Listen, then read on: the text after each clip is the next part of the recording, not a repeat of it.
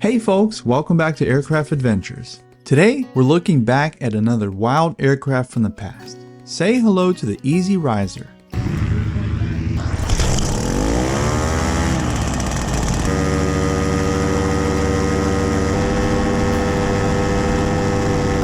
A bare-bones machine that helped shine the spotlight on recreational flying and helped spawn a whole new category of airplanes.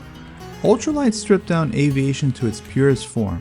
Small, lightweight, and built for floating easily through the air. Their pilots are a different breed than others, chasing a freedom that almost feels like growing a pair of wings and soaring with the birds. Every ultralight pilot today stands on the shoulders of pioneers who dared to make flights simpler, cheaper, and most importantly, fun. One of those pioneers is John Moody. I recently had the honor of speaking with him, and he shared with me some stories about the Easy Riser's colorful history. And now, I get to share them with you.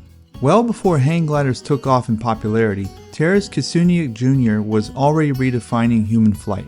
In the 1960s and 70s, he designed the Icarus, a biplane glider with swept-back wings and small rudders. To test the Icarus, he leaped from California's sand dunes, floating down with his legs dangling below. The Icarus was simple and groundbreaking, and well ahead of its time. But Terence didn't come up with his design in a vacuum. He had some solid inspiration to work from. The Dundee 8 from 1912 was an aircraft with no tail and swept-back wings. There was nothing else like it at the time, and it proved to be very stable. According to legend, its test pilot once climbed out of the cockpit during flight, walked to the wingtip and back, and the aircraft barely flinched. We fast forward to 1935. Aviation pioneer Glenn Curtiss employed a similar layout with the Arrowhead safety plane, designed to be stall-proof and marketed to everyday pilots. His goal was to mass-produce the Arrowhead, but fate had other plans, and Curtiss passed away, and his plans died with him. Though nothing came of these designs, both the Arrowhead and D8 helped lay the foundation for the Icarus many decades later. Terence continued refining the Icarus, and eventually began selling plans. Meanwhile, fellow California native Larry Morrow had a light bulb moment when he saw the Icarus in action. Recognizing its potential, he formed a company to sell it as a kit, thus making it one of the earliest aircraft available in kit form. And this is where John Moody comes in. John was also thrilled with the Icarus, so he purchased a kit from Larry Morrow. With no prior flying experience and no interest in taking formal lessons, John turned to the classic book Stick and Rudder and taught himself how to fly. And that's where things got really interesting. You see, there was a bit of a problem with the Icarus. In order to fly, you need a hill to jump from. However, John was living in a flat area of Wisconsin and had to drag his Icarus from hill to hill many miles from home. During the winter, it became more unbearable, a total buzzkill. John didn't want to rely on hills to get his machine off the ground, so he mounted a 10 horsepower go-kart engine onto the frame along with a tiny propeller. And just like that, it was no longer a glider. For the first time, John was really flying. No more hills needed, just pure flight. Back in California, a couple of hang gliders were already being flown with tiny motors, but they could only extend their glide time and still required a hill to take off from. John, on the other hand, he could fly his machine anywhere and everywhere. John then partnered up with Larry Morrow, and together they sold the motorized Icarus as a kit. It was rebranded as the Easy Riser, and just like its name, it was both easy to build and easy to fly. Well, sort of.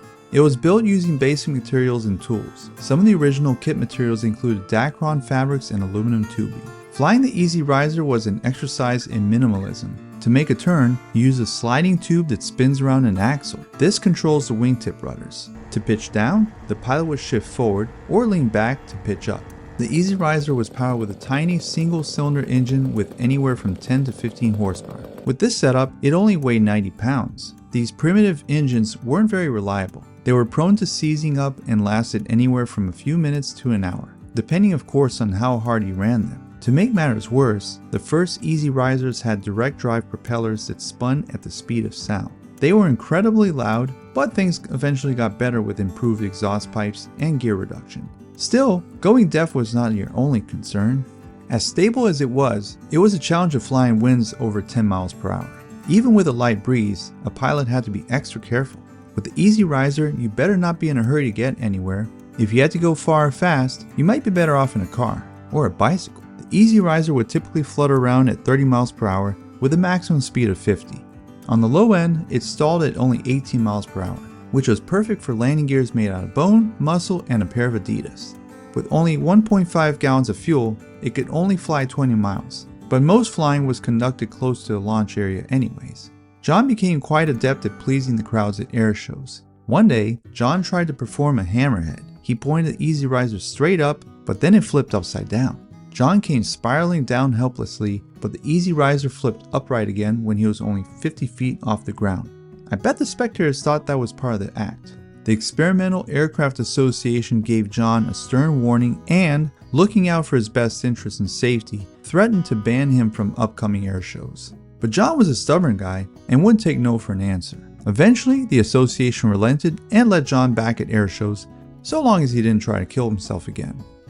Meanwhile, John Moody decided his poor legs needed a break, and by the late 1970s, he crafted a simple landing gear. Designed to land in any direction from the wind, it was a primitive version of a crosswind landing gear and could pivot in any direction. Due to its amazing ability to fly anywhere, the word was getting around. It started popping up in magazine articles and really made a buzz at air shows. Literally. But it was an article in Popular Mechanics magazine that really gave the Easy Riser a huge boost. The editors were quite skeptical of John's tiny machine and what it could do. Well, seeing is believing, and that's what he gave them. He landed the Easy Riser in their backyard and flew demo flights above their rooftops. After blowing their minds, the Easy Riser made the magazine, and that's where it really took off. Production went into high gear, and Larry and John sold between 800 to 900 kits. An Easy Riser kit cost around $1,800. But if that was too salty for your wallet, you could order without the landing gear and fly it Fred Flintstone style. That would save you about $500. Not bad, especially if you want a good leg workout. But not everything was fine and dandy with the Easy Riser. A huge hurdle it faced were regulations. The Easy Riser and other similar models started to pop up in air shows, and this got the FAA's attention. They didn't know what to make of these crude machines. Are they hang gliders? They can't be hang gliders. You can take off from anywhere. So, were they airplanes? Should we regulate them like airplanes? John Moody fought a hard battle with the FAA, who wanted to certify the Easy Riser and place it in the same category as your average Cessna or Piper. This would have been a death sentence for the Easy Riser, and all of its competitors for that matter, because that would mean you would need a full pilot's license to fly it, which really defeats the purpose of this type of flying. Eventually, the FAA came to its senses and created a new category of aircraft that would not require a pilot's license, and this is around the time people started using the term ultralight. The set of rules defining ultralights in the US became known as Part 103. Easy Risers soon evolved at the hands of their owners. For many pilots, its handling was a little too twitchy, so some added a tail for stability, others added canards. John also made improvements to the Easy Riser. He modified his own plane for long-range flights and managed to fly 100 miles on a full tank of gas. Not an easy task, considering it would take about 4 hours to get there. The next decade saw a slow decline in sales compared to other ultralight models. By the mid-80s, ultralights were becoming commonplace at fly-ins, but the Easy Riser was firmly stuck in the 1970s with its primitive controls and finicky engine. John Moody suspended production in 1983 over concerns with lawsuits and liability. To make matters worse, ABC ran a hit piece article about the dangers of flying ultralights. It dragged down ultralight sales, and very few companies survived the backlash against ultralights. Although John retired from production lines, he wasn't quite ready to hang up his boots just yet. He came up with one of the most creative air show routines I've ever heard of. The airport is closed. He's not supposed to be here. He's supposed to get out of here. Hey, put the gun away. Don't shoot the guy, Dave. Just put the red flag. Put the gun down. Hey, Christmas. Oh, no. Plan the gear off now. Uh-oh. Wait a minute. This is not good. I mean, that's just sketch. If he lands the thing that way, he's going to flip over on its back. Take a bit more. Uh-oh. Oh, great. Now we know the tail. Yeah, that's done away. He's got no pitch authority now. Send Rob Campbell out there to get him from the Air Force. Oh. F-16 team. Rob, you are a brave person. You don't know. I don't know what's going on there. gosh, now.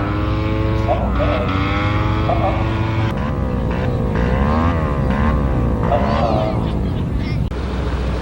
Yeah, but, you know, his butt's hanging down kind of low. I think he's landing on that. Whoop, oh, gear down. I see his foot hanging out there. Look at this. Oh, look at that. Holy mackerel. What do you think about that? Pretty wild, huh? John Moody knew what it took to put the Easy Riser in the spotlight. John Moody stepped away from the spotlight, but his legacy certainly didn't. EAA created a special award called the John Moody Award, which gave recognition to pioneers in the ultralight movement. If you ever get to experience AirVenture in Oshkosh, Wisconsin, you'll find the ultralight movement is alive and well. The wide variety of models and styles that can be seen at air shows and private air parks across the country is mind-boggling. And all ultralight owners owe their thanks to a handful of pioneers like John Moody, who showed the world that real flying wasn't just for the birds. And there you have it. Hope you enjoyed the video. Feel free to share your thoughts about the aircraft featured today. And by the way, if there's an aircraft that you want me to cover in an upcoming video, just drop it in the comments below. There's a ton of material to go over for new videos. See you next time.